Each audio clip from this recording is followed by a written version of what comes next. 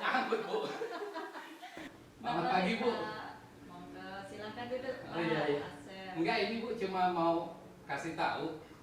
Kemarin kan penjelasan Ibu tuh yang kemarin tuh ke saya tuh, saya udah ngerti sebenarnya, Bu.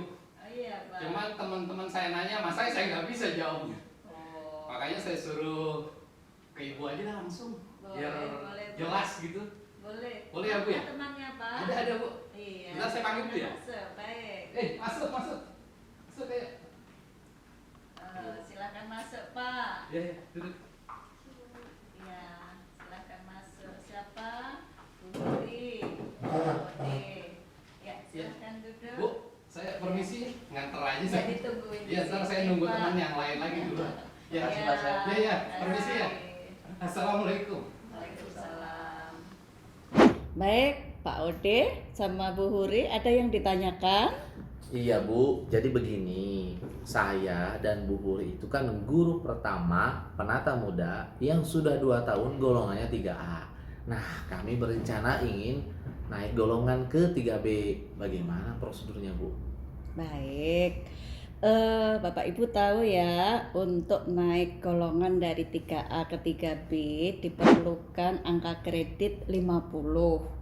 Nah, dari 50 itu terdiri dari unsur utama minimal 90%, yang 10% adalah unsur penunjang.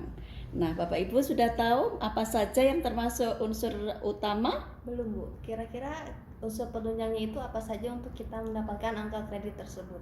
Baik, unsur utama itu ada 3 unsur, yaitu pendidikan, kemudian kegiatan pembelajaran dan pembimbingan, dan tugas tambahan lain. Kemudian satu lagi adalah PKB. Nah, dari pendidikan tentu Bapak Ibu sudah dinilai karena Bapak Ibu sudah 3A, berarti pendidikan sudah tidak dihitung lagi. Tinggal tambahannya saja. Tambahannya adalah dari kegiatan pembelajaran dan pembimbingan dan tugas tambahan yang lain.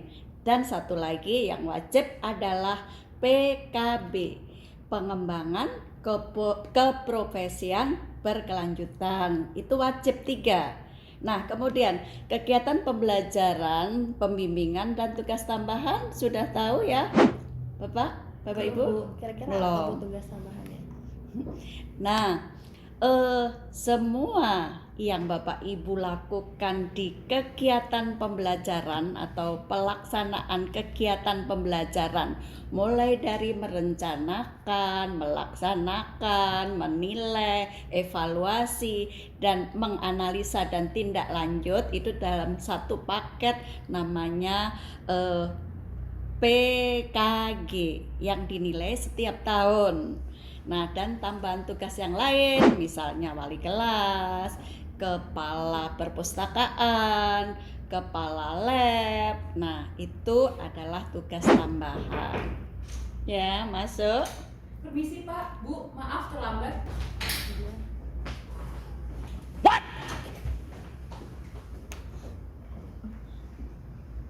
Permisi Bapak Ibu. Maaf, Loh, kok Bapak ikut masuk sini? itu helmnya.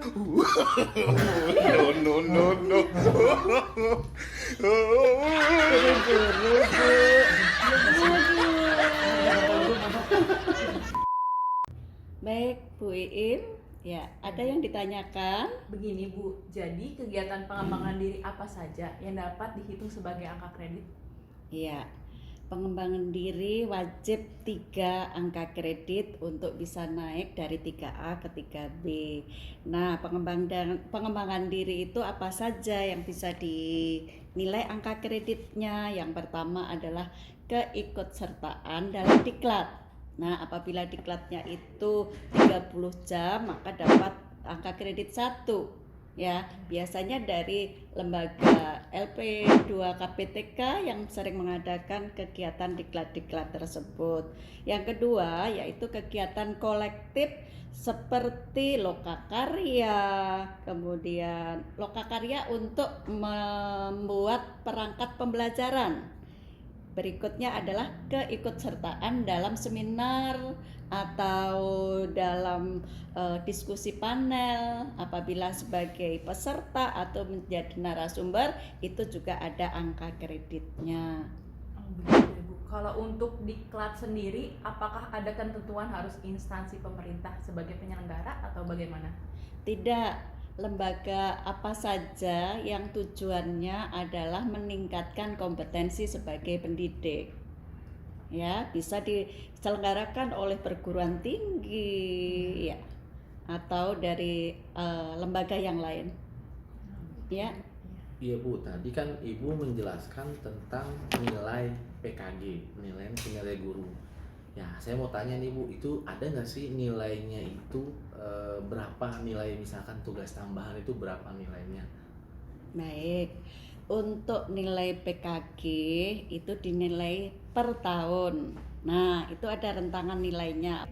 Apabila nilai PKG Bapak Ibu itu antara 76 sampai 90, maka kriterianya adalah baik. Nah, itu apabila dikonversikan ke angka kredit, nilainya adalah 10,5. Nah, apabila penilaian PKG selama 2 tahun tinggal mengalihkan 2, selama 3 tahun tinggal dikalikan 3. Kemudian untuk tugas tambahan yang lain, misalnya sebagai wali kelas itu ada angka kreditnya, yaitu wali kelas 2% dari nilai angka PKG Bapak Ibu. Nah, tadi angka PKG Bapak Ibu 10,5, kalau ditambah nilai tambahan wali kelas atau tugas tambahan wali kelas ya dikalikan 0,2%. Nah, kalau sebagai kepala laboratorium nanti ada nilainya juga. Nah, maka itu Bapak Ibu yang ada di sekolah, saya harapkan mempunyai pedoman penilaian angka kredit yang ada di Permenakpan RB nomor 16 tahun 2009. Nah, itu sebagai acuan sehingga Bapak Ibu bisa menghitung sendiri angka kreditnya.